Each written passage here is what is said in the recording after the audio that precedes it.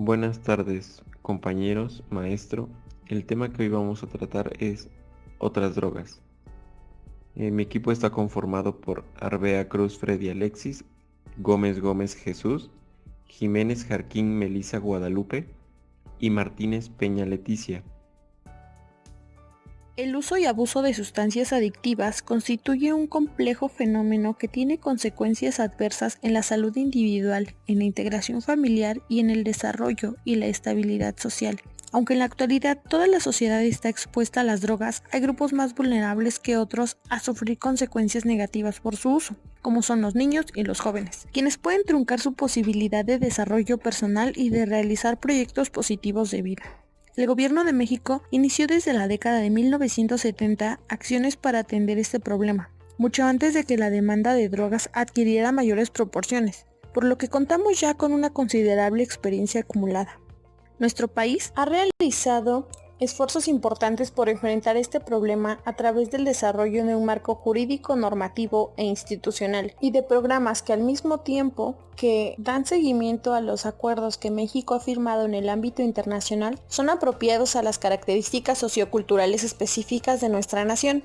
La definición de droga propuesta por la Organización Mundial de la Salud se refiere a todas las sustancias psicoactivas como cualquier sustancia que el interior de un organismo viviente puede modificar su percepción, estado de ánimo, cognición, conducta o funciones motoras. Esto incluye el alcohol y el tabaco y los solventes, y excluye las sustancias medicinales sin efectos psicoactivos. Las convenciones de la Organización de las Naciones Unidas para el Control de Drogas no establecen una distinción entre drogas legales o ilegales, solo señalan el uso como lícito o ilícito, pero en general se emplea el término droga ilegal o ilícita al hablar de aquellas que están bajo un control internacional, que pueden o no ser un uso médico legítimo, pero que son producidas, traficadas y o consumidas fuera del marco legal. El alcohol y el tabaco, en estas organizaciones internacionales, son generalmente mencionados como sustancias más que drogas, debido a que no están sujetas al control político internacional, con lo que se trata de pasar por alto que, además de que sus fuertes propiedades adictivas son las que causan mayores daños a la salud individual y pública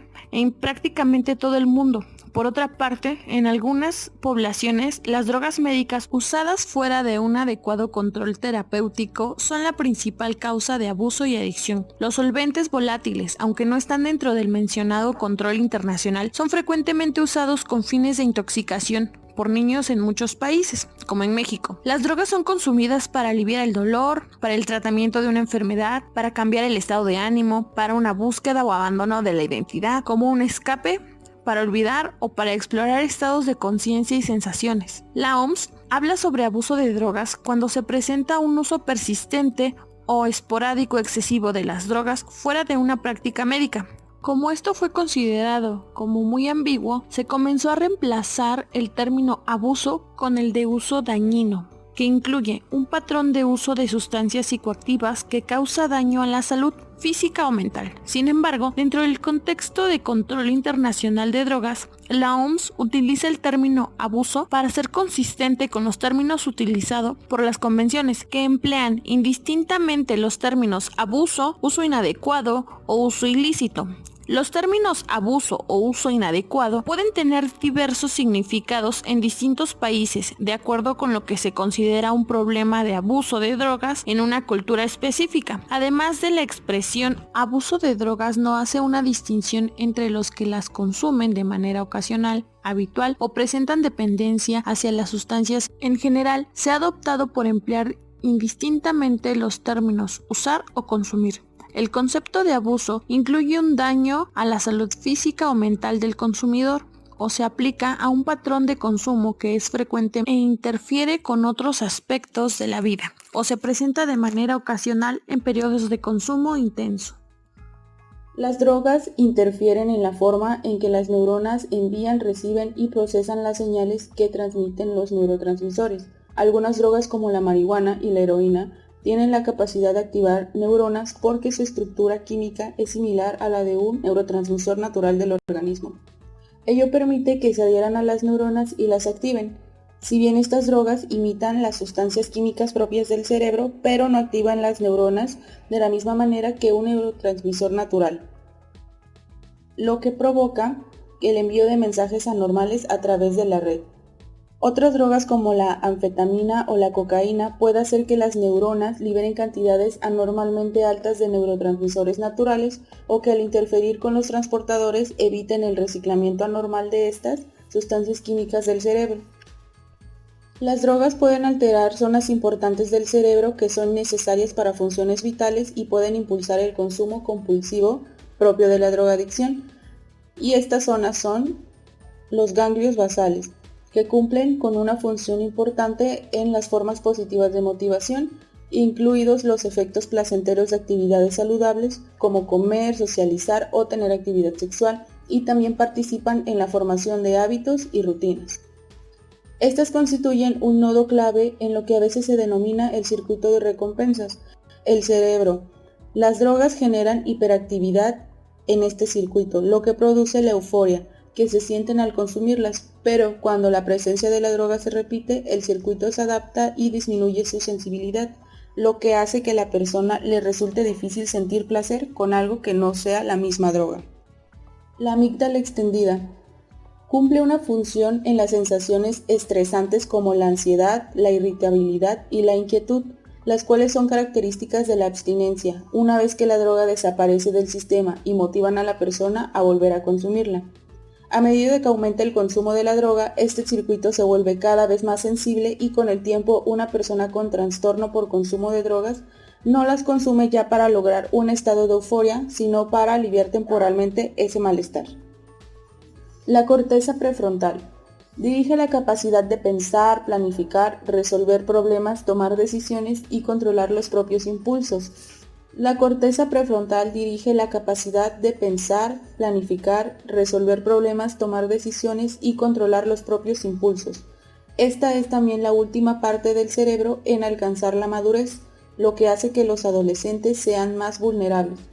Los cambios en el equilibrio entre este circuito y los circuitos de los ganglios basales y la amígdala extendida hacen que una persona que sufre de un trastorno por consumo de drogas busque la droga en forma compulsiva y tenga menos control de sus impulsos. Algunas drogas como los opioides también alteran otras partes del cerebro, tal como el tronco del encéfalo, que controla funciones indispensables para la vida, entre ellas la frecuencia cardíaca, la respiración y el sueño. Esta interferencia explica por qué las sobredosis pueden debilitar la respiración y causar hasta la muerte. La sensación de placer es la forma en que un cerebro sano identifica y refuerza conductas beneficiosas como comer, socializar o tener actividad sexual. El neurotransmisor dopamina es un componente esencial de este proceso. Cada vez que el circuito de recompensa se activa a raíz de una experiencia sana y placentera, una ráfaga de dopamina envía la señal de que está sucediendo algo importante y es necesario recordarlo. Esta señal de la dopamina crea cambios en la conectividad de las neuronas que hacen que resulte más fácil repetir una actividad y otra vez sin pensar en ello, y esto lleva a una formación de hábitos. De la misma manera en que las drogas producen una euforia intensa, también producen oleadas de dopamina mucho más grandes, lo que refuerza poderosamente la conexión entre el consumo de la droga, el placer resultante y todas las señales externas relacionadas con la experiencia. Las grandes oleadas de dopamina le enseñan al cerebro a buscar drogas y a dejar de lado otras actividades y fines más sanos. Cuando, a raíz de los cambios que originan en el sistema de recompensa, se crea una asociación entre ciertos factores de la rutina diaria o el ambiente de una persona y el consumo de drogas. La exposición a estos factores puede desencadenar deseos incontrolables de consumir drogas, aun si la droga no está disponible. Este reflejo aprendido puede durar mucho tiempo, incluso en quienes no hayan consumido estas en muchos años. Por ejemplo, hay personas que llevan 10 años sin consumir drogas, pueden experimentar deseos intensos de hacerlo cuando vuelven a un lugar donde se están consumiendo estas drogas. Asimismo, para el cerebro la diferencia entre las recompensas normales y las recompensas de las drogas se puede comparar con la diferencia entre alguien que susurra algo al oído y alguien que grita en un micrófono. El cerebro de una persona que hace uso indebido de las drogas se ajusta y produce menos neurotransmisores en el circuito de recompensa o reduce la cantidad de receptores que pueden recibir señales. El resultado es que la capacidad de la persona para experimentar placeres con las actividades que estimulan la recompensa en forma natural. Por eso, una persona que abusa de drogas acaba por sentirse apagada, sin motivación, desanimada o deprimida y no puede disfrutar de cosas que antes le causaban placer. A esta altura necesita continuar consumiendo drogas para sentir apenas un nivel anormal de recompensa, lo que solo empeora el problema y crea el círculo vicioso. Asimismo, y a menudo, también necesitará tomar cantidades mayores de estas drogas para lograr la euforia de un efecto que conoce como tolerancia.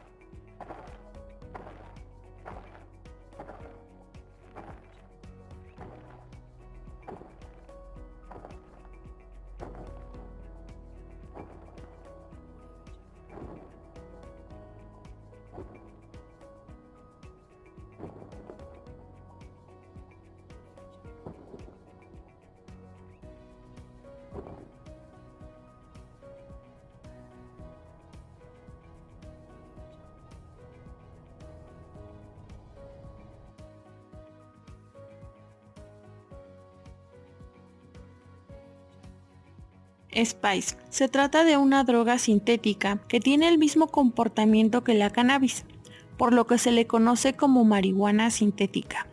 Así que el THC de la Spice actúa sobre los mismos receptores como lo hace el THC de la marihuana, pero con la diferencia de que al ser manipulado químicamente, lo hace de una forma más fuerte y potente, provocando efectos más largos e incluso impredecibles. Hasta el momento, ha habido pocos estudios científicos sobre los efectos de los cannabinoides sintéticos en el cerebro humano, pero los investigadores saben que algunos de ellos se adhieren con más fuerza que la marihuana a los receptores de las células afectadas por el THC y pueden producir efectos mucho más potentes. Las consecuencias que esto tiene para la salud pueden ser impredecibles y peligrosas. Como la composición química de muchos productos de cannabinoides sintéticos es desconocida y puede variar de un lote a otro, es probable que estos productos contengan sustancias que causan efectos drásticamente diferentes a los que podría esperar el consumidor. La flaca. Esta puede ser consumida oralmente, esnifada, fumada o inyectada. Su compuesto activo se denomina alfa-PBP, una sustancia estimulante que pertenece al grupo químico de las cationas, que a su vez es de la familia de las fenetilaminas.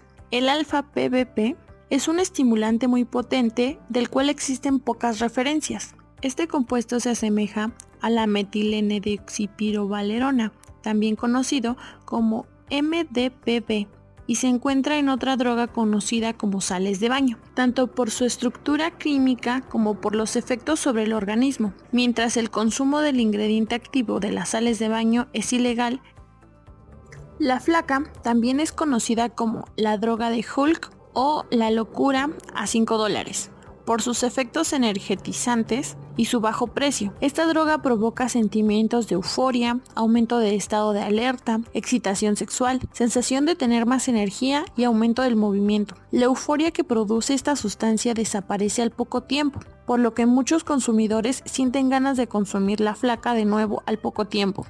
Estas redosificaciones aumentan la aparición de efectos secundarios y pueden provocar daños irreparables para los consumidores, al igual que con otras sustancias similares. La droga la flaca puede provocar tolerancia y dependencia. Metoxetamina. Esta nueva droga, similar a la ketamina, es una droga disociativa que distorsiona las percepciones visuales y auditivas, produciendo un sentimiento de estar separado del medio ambiente y de uno mismo, sin pérdida de conciencia. Uno de los peligros de estos nuevos compuestos, como la metoxetamina, es que la gran mayoría no están aprobados para el consumo humano. En el caso concreto de esta sustancia, parece ser que la toxicidad y sus efectos secundarios serían similares a los de la ketamina, un anestésico disociativo utilizado en medicina y veterinaria, que cuando se usa en dosis subanestésicas produce toda una gama de efectos que van desde una leve embriaguez, estimulación o distorsión perceptiva hasta el desencadenamiento de experiencias cercanas a la muerte o de desdoblamiento corporal. Estos nuevos compuestos tienen formas cada vez más sofisticadas y se sintetizan normalmente en laboratorios clandestinos, simplemente modificando la estructura molecular de las sustancias que ya están controladas con el objetivo de continuar sin regulación durante el máximo tiempo posible, y se difunden rápidamente por internet. EVA se caracteriza por poseer MDMA o éxtasis, si bien sus efectos ocurren más rápidamente y son de duración más corta. La palabra éxtasis se utiliza a menudo para referirse a la palabra MDMA. La MDMA es una droga sintética que actúa como estimulante y alucinógeno. Esta también puede producir un efecto energetizante, también distorsiona la percepción sensorial y es temporal. En cuanto a sus efectos tóxicos del EVA, nos podemos referir a una temperatura corporal. Esta pues induce a la hipertermia, lo que quiere decir una temperatura interna corporal elevada a niveles peligrosos. Estas pastillas de EVA por lo regular suelen presentarse en tabletas que lleva grabada su nombre Eva o su inicial. Píldora del amor. La píldora del amor se sintetizó en Alemania en 1910. Esta combina los efectos de la anfetamina y la mescalina. La píldora del amor puede tener dosis superiores a los 300 miligramos. Entre sus efectos que pueden producir más comunes está la midrasis. La midrasis es un aumento del diámetro o dilatación de la pupila, como mejor lo conocemos. La hiperactividad, también puede haber un aumento en la salivación. Entre otros de sus efectos está la piloerección, que como todos mejor lo conocemos es la piel de gallina. Este fenómeno da una contracción involuntaria de los músculos erectores del pelo, que esta provoca que el vello se erice y la piel adopte un aspecto característico con pequeñas protuberancias. Entre otros de sus efectos, pues en casos graves está la rigidez y las convulsiones. También un fallo respiratorio que puede llegar hasta la muerte. Esta píldora del amor puede ser que tenga efectos alucinógenos y una toxicidad superior al éxtasis. Este efecto, cuando se consume, reacciona a los 30 hasta los 60 minutos de la ingestión, y este puede durar entre de 6 a 8 horas. Polvo de ángel. La fenciclidina, o mejor conocida como polvo de ángel, se comenzó a fabricar en los años 50 como anestésico intravenoso. A mediados de los años 60 se dejó de utilizar debido a que producía en los pacientes intervenidos agitación, estados de delirio y conductas irracionales.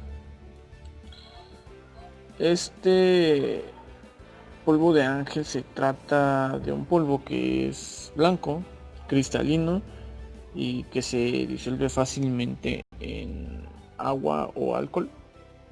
Es caracterizado porque tiene un sabor amargo distintivo y se puede mezclar con facilidad en colorantes. Se comercializa en diversas formas como lo son las tabletas, cápsulas y polvos de colores. Por lo general, sus formas de consumirla es inhalándola, fumándola o ingiriéndola. Las personas que usan el polvo de ángel de forma consecutiva o crónica afirman que tienen pérdida de memoria, dificultad para hablar y pensar, depresión y pérdida de peso. Estos síntomas pueden persistir hasta un año después de dejar de usarla. La siguiente droga es conocida con el nombre de poppers. Estas son líquidos incoloros e inodoros que se venden en pequeños botes de cristal y son para inhalar.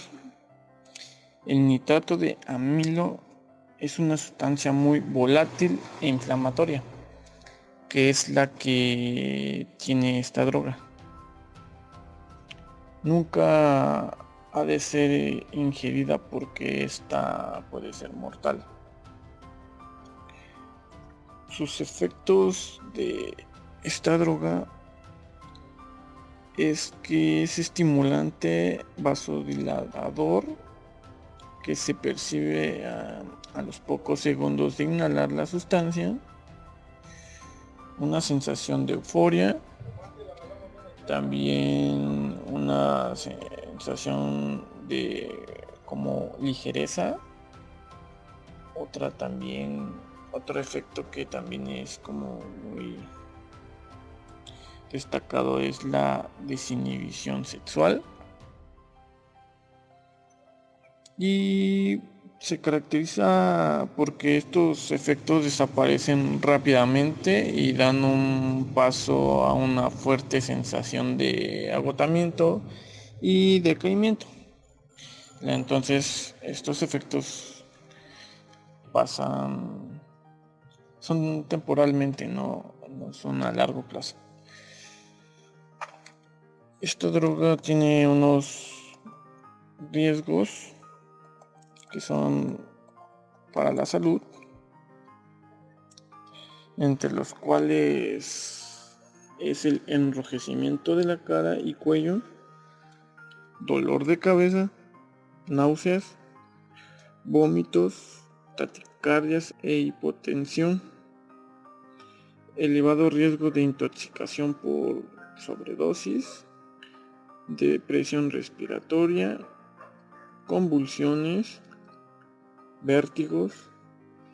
También se puede llegar a un grado de coma, un lenguaje incoherente, tendencia a tener mucho sueño, aumento de violencia y agresividad.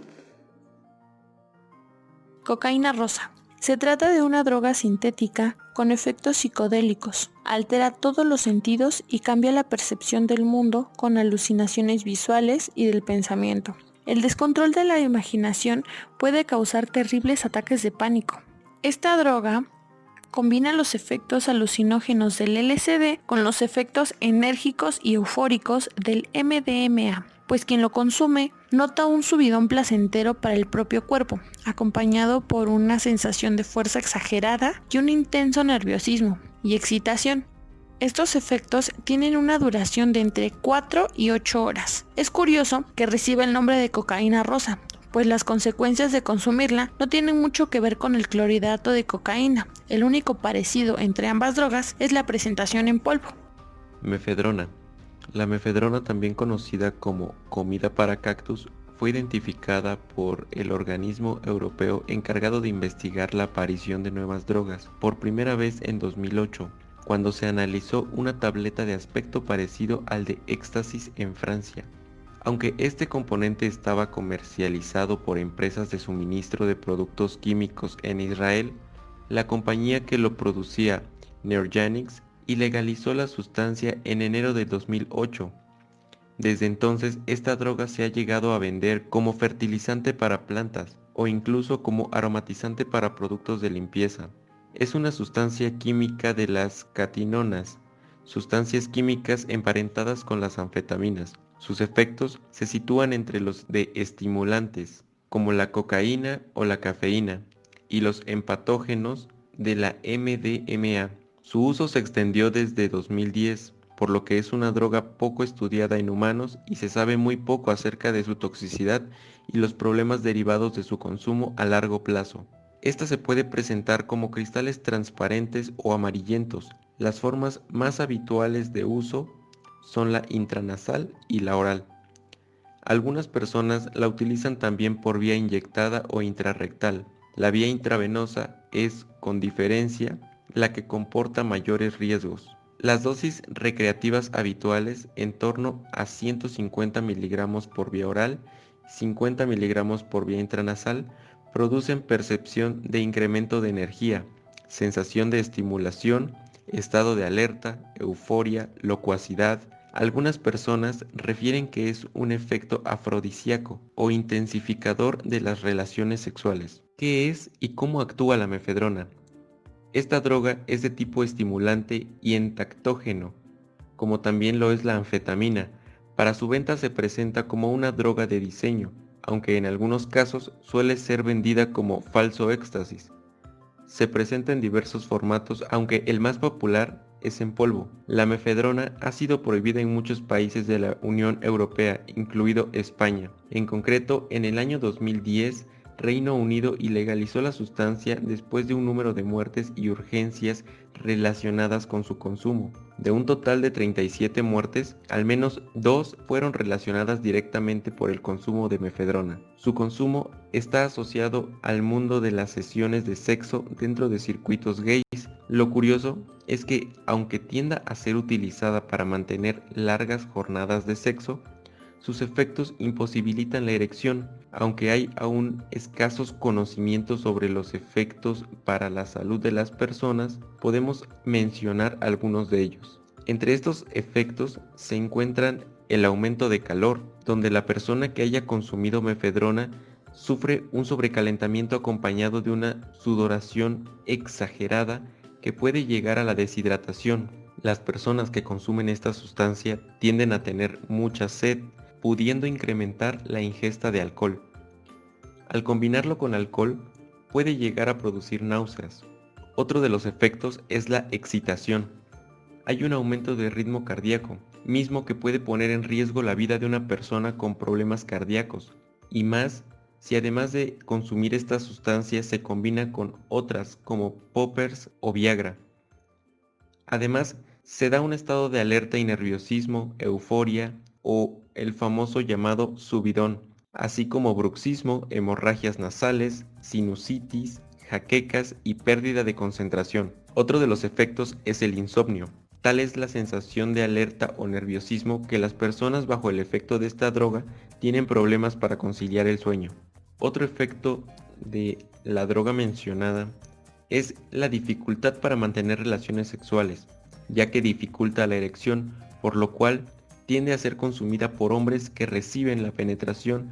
Como ya se mencionó, esta droga es utilizada en círculos gays, por lo tanto, la persona que consume esta droga dentro de una relación gay es la persona pasiva. Existen también diversos problemas de salud asociados a la mefedrona. Los efectos adversos son similares a los de las anfetaminas. A nivel físico puede aparecer un incremento de las pulsaciones, palpitaciones, dilatación de las pupilas, boca seca, bruxismo, tensión mandibular, supresión del apetito, sudoración intensa con olor característico, irritación y dolor nasal después de esnifar. La mefedrona se ha asociado a episodios de vasoconstricción. Este es el estrechamiento brusco de las arterias, también con cambios de coloración y enfriamiento de pies y manos, que pueden indicar problemas graves. Después de los efectos y dependiendo de la dosis y susceptibilidad del individuo, pueden aparecer cansancio, somnolencia, ansiedad e insomnio. Con dosis altas, la resaca puede ser muy dura, con una sensación de depresión muy intensa. Efectos a largo plazo.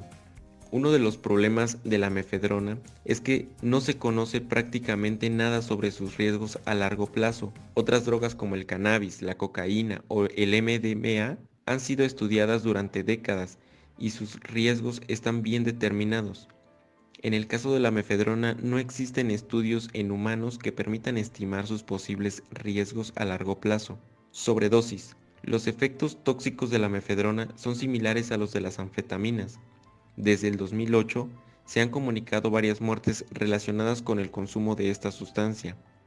No está bien establecida la dosis tóxica en humanos. Algunos usuarios han necesitado atención médica con dosis muy diferentes. Por ejemplo, 1.8 gramos consumidos en 20 horas o 600 miligramos consumidos en 6 horas. La aparición de palidez, hormigueo, entumecimiento, amoratamiento o enrojecimiento de manos o pies pueden indicar un problema vascular de vasoconstricción o a una reacción autoinmune denominada vasculitis y deberían considerarse síntomas de alarma. Adulteración. Hasta el año 2010, la mefedrona era legal en la mayoría de los países y era relativamente sencillo obtenerla a través de internet. Tras su prohibición han ido desapareciendo una serie de derivados no fiscalizados o de legalidad indeterminada. Dependencia. La mefedrona produce tolerancia con rapidez y es necesario incrementar la dosis para conseguir los mismos efectos. La corta duración de efectos, sobre todo por vía nasal o intravenosa, lleva a algunas personas a tomar dosis sucesivas de forma compulsiva. Ketamina. La ketamina es un anestésico general, comercializado con el nombre de Ketolar. La ketamina se usa clínicamente como un anestésico general. Es considerado un anestésico manso y se daba a menudo a los niños y a las personas mayores. Sus características psicodélicas fueron descubiertas después de que un número grande de usuarios informaran lo que sentían al salir de la anestesia. Los restantes experimentos mostraron que una dosis menor que la anestésica produce una experiencia psicodélica de gran intensidad. Esta sustancia se obtiene de los medicamentos que contienen ketamina como principio activo.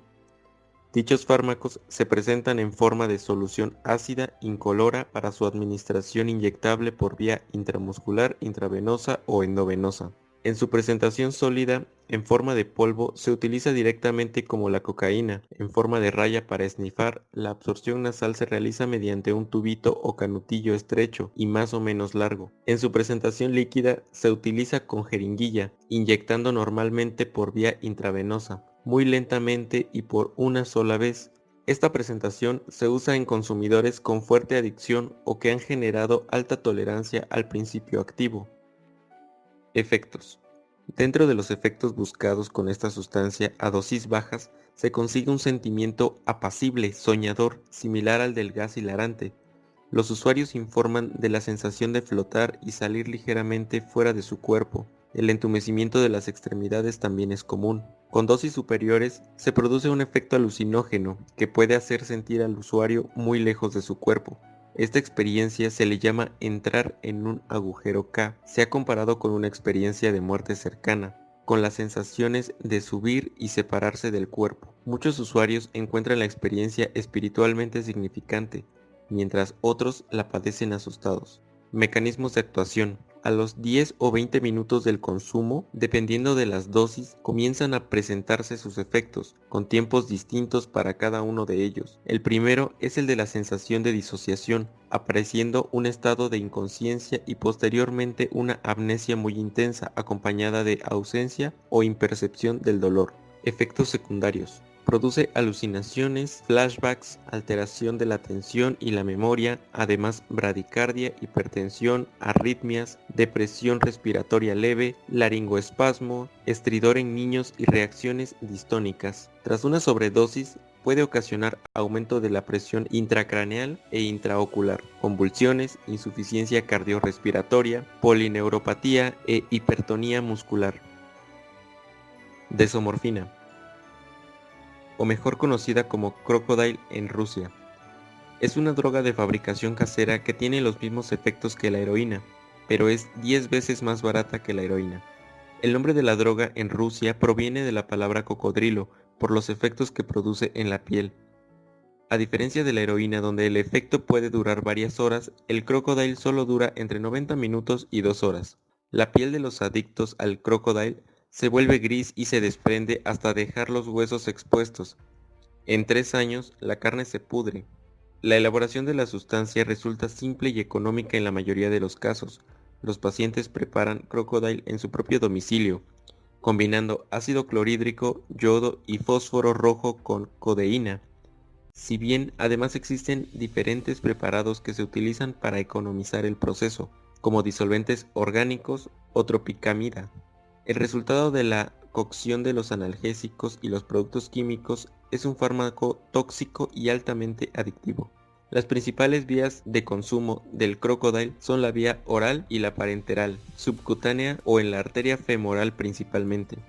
Efectos. La desomorfina produce depresión del sistema nervioso, es más adictiva que la heroína y su efecto más breve, pero es 10 veces más potente. Los usuarios de Crocodile experimentan euforia solo por 1 hora y media aproximadamente, mientras que efectos farmacológicos del consumo de heroína pueden durar de 4 a 8 horas. La acción de corta duración y el tiempo de menos de 1 hora requerido para la preparación casera de Crocodile hace que sus adictos se preparen la droga a sí mismos y queden atrapados en un ciclo diario de 24 horas de cocinado e inyección con el fin de evitar el síndrome de abstinencia.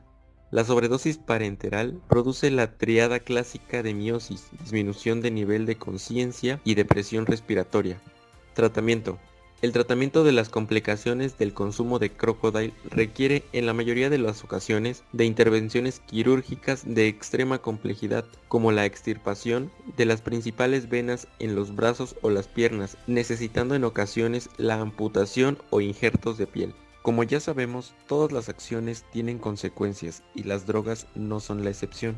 Dentro de los principales efectos y consecuencias del consumo a corto y mediano plazo de drogas se encuentran el agotamiento y fatiga, la inquietud, ansiedad y depresión, cambios en el estado de ánimo, estados de alerta con insomnio, sensación de mayor atención y concentración, desinhibición sexual, sequedad de la boca, aumento en la sudoración, deshidratación, escalofríos, náuseas, aumento del ritmo cardíaco y de la temperatura corporal, contracciones musculares, temblores, taquicardia, hipertensión, infarto de miocardio, ictus, fiebre alta, toxicidad hepática, mayor riesgo de edema cerebral, anemias persistentes, vómitos y pérdida de apetito, trastornos de conducta, cambios de humor, agresividad, ataques de pánico, trastornos psicóticos, trastornos del sueño, alteraciones cognitivas o de memoria, tentativas de suicidio, crisis convulsivas o incluso el coma.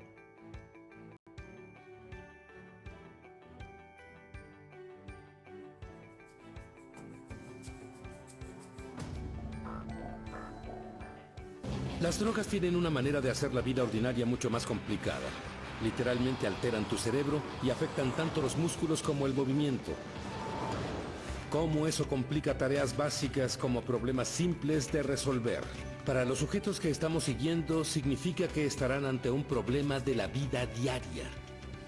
Construir un librero con piezas para armar. En el próximo experimento veremos si las drogas alteran nuestra habilidad para concentrarnos. El primero será James. Antes de venir, fumó marihuana. ¿Qué tan satisfecho estás con este tipo de labor? Me siento bien. Y tengo la única herramienta que necesitarás. Oh, ¿es una de esas?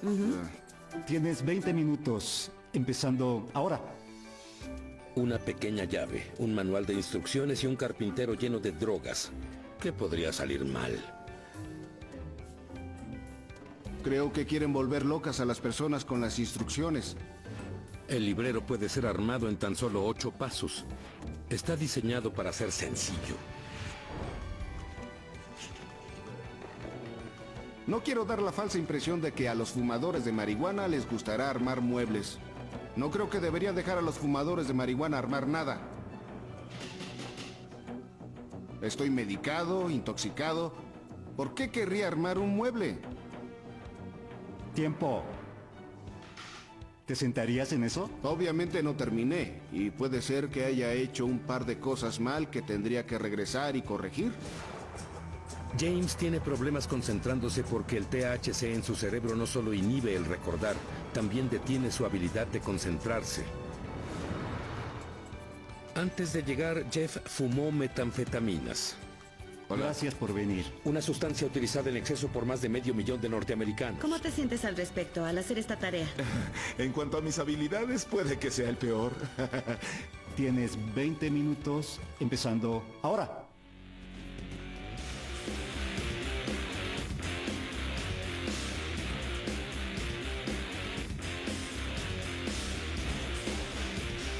Al contrario de James, Jeff ataca la tarea con vigor. Como muchos usuarios de metanfetamina, le gusta estar activo. Ay, no. Ay, lo hice al revés. Aquí es donde me ayuda mi ingenio. La metanfetamina te afecta a cada nervio y te hace sentir vivo. Estás definitivamente vivo, bien despierto. Estás alerta. Eres como un perro guardián en un barrio peligroso.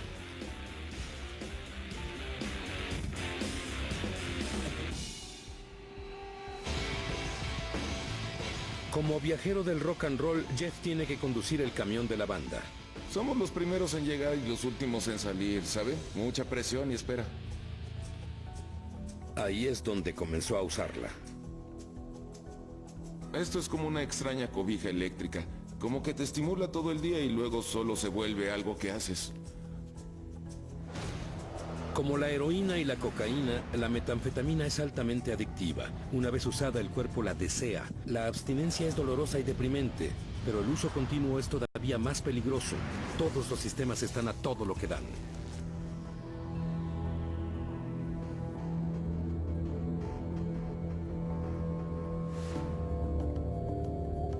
Después de tan solo 10 minutos, el cuerpo de Jeff se está sobrecalentando. Es una droga horrible. Quiero decir, mis pies se ponen todos sudorosos. Definitivamente te hace sudar. Ah, gracias. Seguro. 6 minutos y medio restantes. Con metanfetaminas, los usuarios gastan calorías estando sentados como si hubieran hecho ejercicio durante 15 minutos. Combina metanfetaminas con ejercicio y el cuerpo empieza a arder, soltando 2 o 3 veces su volumen normal de transpiración. 3, 2, 1. Terminó. ¿Cómo fue para ti? ¿Cómo fue esta tarea? Cada segundo de ella fue una completa agonía. ¿Crees que usar metanfetaminas lo hizo fácil o difícil? No, solo me hizo sudar más porque si no estuviera con metanfetaminas me hubiera rendido a la primera señal de problemas y como... ¿Entonces te animó a hacerlo? Así es, lo Sí. quería terminar. Las metanfetaminas le dieron a Jeff la energía para hacer la tarea, pero también lo cocinaron por dentro. Gracias por participar. ¿Qué, sin abrazos? Ahora sigue Rob. Ha estado consumiendo cocaína.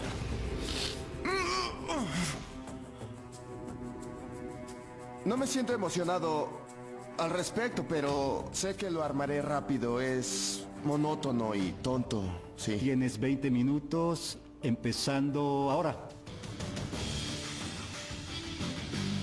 Rob trabaja en construcción, lo cual le da una ventaja. Cuando compras estos muebles los puedes armar con las instrucciones, pero siempre faltan la mitad de las piezas. Así que yo siempre empiezo a armar y lo ajusto. Y es que nadie nunca revisa...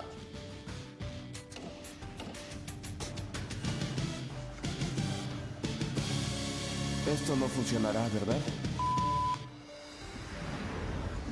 Así como dan energía, los ingredientes psicoactivos de la cocaína causan la sensación de una seguridad inflada. Rob está tan acelerado que no ve los detalles. Ahí tienen. Lo terminé. Ya está. Te quedan 6 minutos más. Ya lo terminé. De acuerdo, está bien. Parecía algo frustrante para ti. Los odio.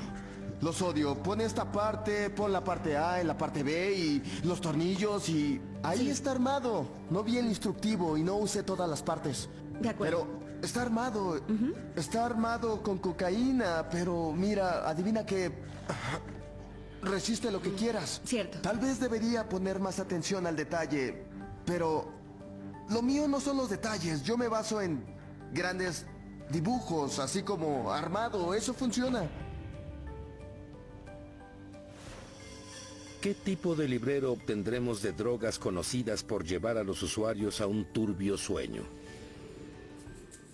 Vicky ha fumado heroína, una sustancia que usa 3 o 4 veces al día. Tienes 20 minutos empezando ahora. Cuando abrí el libro estaba como... "Oh, esto se ve muy complicado". Aún así, Vicky organiza las piezas exactamente como aparecen en las instrucciones.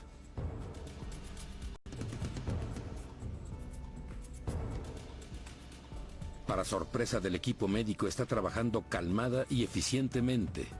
No creo que las drogas hagan diferencia en sí. Si soy inteligente como para armar un librero, lo soy. Sin las drogas puede que me tomara más. Muy buen trabajo. Gracias. En conclusión, ¿cómo afectaron las drogas a los sujetos en su habilidad de concentrarse? Con la marihuana, la motivación es el problema. Creo que puedes deducir fácilmente que la gente que fuma marihuana no quiere armar cosas. La cocaína hizo que Rob se sintiera mucho para estas tareas. Me preparé, así que no me importa. Jeff fue entusiasta, pero las metanfetaminas hicieron un caos de su temperatura corporal, alterando los resultados. Las culpo a ellas.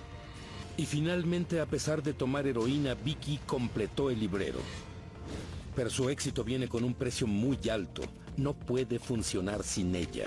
Al principio consumir heroína era divertido, pero ahora definitivamente no lo es.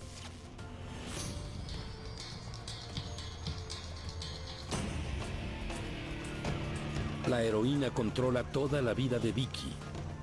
Mi perspectiva con la heroína cambió cuando intenté detenerme y no pude. Es una táctica de supervivencia. Buscas a alguien a quien te dará 2 por menos. ¿Saben?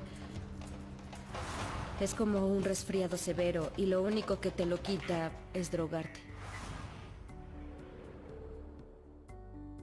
¿Cómo desecha el cuerpo humano las drogas? Los riñones son responsables de la mayoría de excreción de sustancias solubles en el agua. El sistema biliar puede también excretar las drogas que no son reabsorbidas del aparato gastrointestinal. Los riñones son responsables de la mayoría de excreción. En la mayoría de los casos, la cantidad de droga excretada en el intestino, la saliva, el sudor, la leche materna y los pulmones es insignificante. Sin embargo, algunos anestésicos volátiles se pueden exhalar vía los pulmones. También incluso las pequeñas concentraciones de droga en la leche materna de mujeres de lactancia pueden afectar a un niño de amamantamiento. Excreción renal. Aproximadamente el 20% de plasma se filtra a través de los glomérulos en el ultrafiltrado del riñón. La mayor parte del agua y los electrolitos entonces se reabsorba pasivo o activa en sangre de los túbulos renales y no excretan en la orina. En cambio, las composiciones polares, tales como la mayoría de los metabolitos de la droga, no pueden difundir nueva dentro de la circulación tan fácilmente y se excretan en la carrocería de la orina. La excreción renal de drogas disminuye típicamente con edad y la tolerancia renal de un individuo a la edad de 80 se considera ser aproximadamente mitad de cuales era para los de la edad de 30. Como consecuencia, son excretadas predominantemente por los riñones, que pueden adquirir para ser administrados en la mitad de las dosis para los pacientes mayores. Eliminación biliar. Algunas drogas y metabolitos se pueden excretar en la bilis porque cruzan el epitelio biliar vía transporte secretor activo. Cuando la concentración de la droga en la carrocería es alta, las ondas portadoras secretan del transporte pueden saturarse y los alcances de la excreción un límite superior. Las drogas se excretan a través de la bilis son grandes, con un peso molecular mayor de 300 gramos mol y tienen generalmente grupos polares y lipofílicos, moléculas más pequeñas que excretan generalmente en los riñones. Otras formas de eliminación. Algunas drogas se pueden excretar a los fragmentos diversos en la saliva, desgarros, heces, sudor, leche materna y por la exhalación de los pulmones. Sin embargo, esto ocurre generalmente solamente en pequeñas cantidades. La excreción de droga en leche materna puede ser una preocupación por moles madre de lactancia debido a la exposición a estas sustancias a los niños que están amamantando. Variables para la desintoxicación. Tipo de alimentación. Es una variable importante ya que si se tienen hábitos de alimentación desestructurados con ausencia de una dieta saludable y equilibrada, influirá negativamente en la eliminación de la droga del organismo, tardando más tiempo en hacerlo. Rutinas de ejercicio o practicar algún deporte es un hábito que favorece la mejor eliminación de una droga del organismo. La realización de ejercicios acelera el metabolismo, además de que se eliminan toxinas a través del sudor, por lo que contribuye a eliminar con mayor rapidez las drogas del cuerpo. Metabolismo. En el individuo es un factor que favorece o dificulta la eliminación de la droga del organismo, y esto depende del tipo de metabolismo que tenga la persona. Peso. Esto también influirá y está relacionado con cuánto tiempo tarda el cuerpo en desintoxicarse de estas drogas. Las personas con más peso tienen más tejido graso, siendo donde las drogas tienden a alojarse y lo cual será más lento en el proceso de desintoxicación. Hábito del sueño. Este es importante porque está relacionado con la eliminación de las drogas del organismo. Son una buena rutina de sueño, facilitará la eliminación de la droga del organismo. Además de todas estas variables, la droga consumida por la persona también influye en el tiempo que tarda en eliminarse. Por su composición y característica particular, tarda más o menos en ser expulsada del cuerpo, dependiendo de la misma. Farmacocinética. Excreción.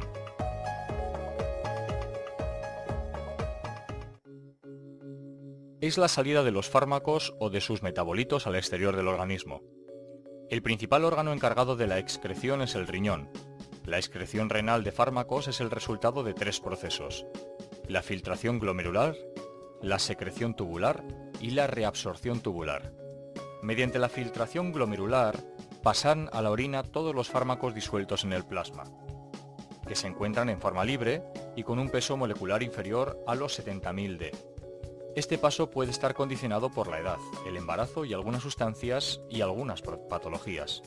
La secreción tubular puede llevarse a cabo de forma pasiva o mediante transporte activo. En general, los fármacos utilizan los mismos sistemas de secreción tubular que usan las sustancias endógenas, por lo que el proceso en ocasiones es poco selectivo.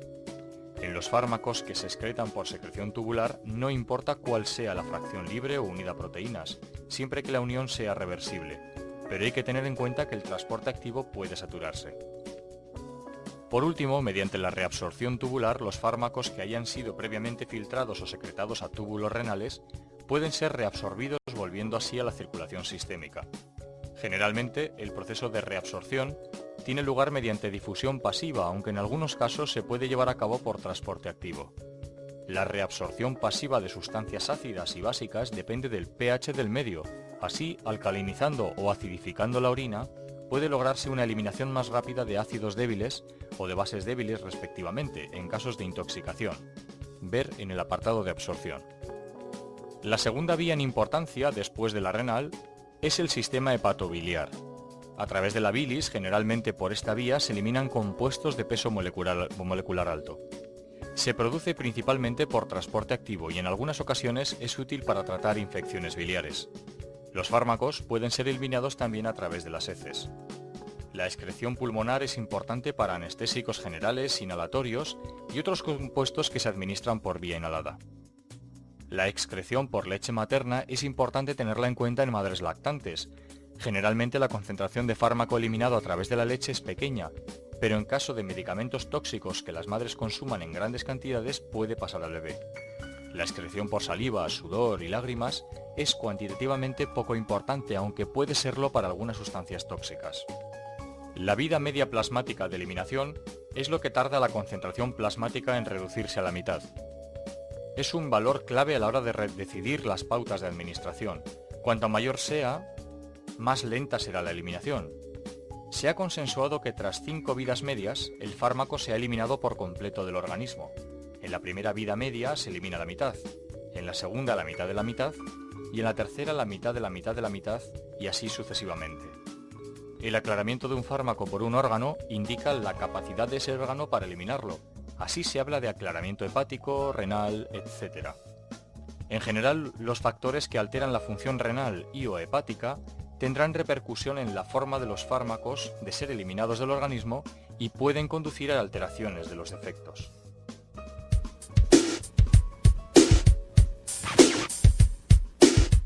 Yo sé que eres chiquito y que sabes ver que no todas las cosas se pueden creer. Si te ofrecen drogas te van a decir que se siente bien padre, que te vas a reír. No es cierto.